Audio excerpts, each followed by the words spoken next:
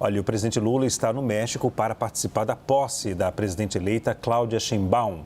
Na agenda de hoje, Lula se reuniu com empresários mexicanos e foi a um almoço oferecido pelo presidente López Obrador.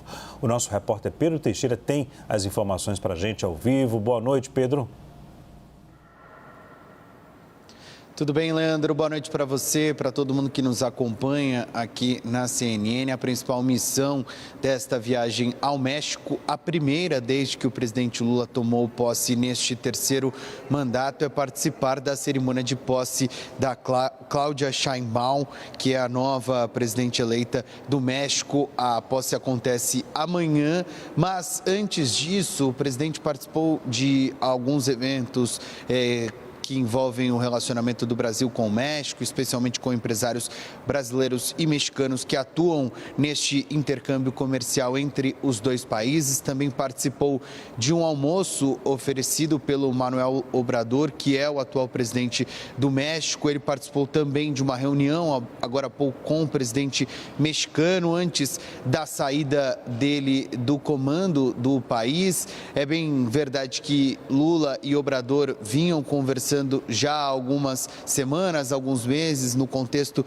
das questões que envolvem as eleições da Venezuela. E foi justamente sobre isso que o presidente Lula falou logo depois de um encontro com empresários brasileiros e mexicanos na cidade do México. Ele foi questionado por uma jornalista que estava lá acompanhando o evento na saída sobre o fato de que o presidente Lula não falou sobre as eleições da Venezuela no discurso da semana passada na Assembleia Geral das Nações Unidas em Nova York. Questionado sobre isso, o presidente disse que não precisa falar sobre a Venezuela em todos os momentos, mas se estendeu numa explicação, disse que o Brasil precisa evitar tensionar esta relação, afinal de contas atua como uma espécie de intermediador destas negociações entre os países com a Venezuela no contexto das eleições venezuelanas. A gente separou um trecho do que disse o presidente Lula sobre a Venezuela na saída deste evento lá na cidade do México. Vamos acompanhar.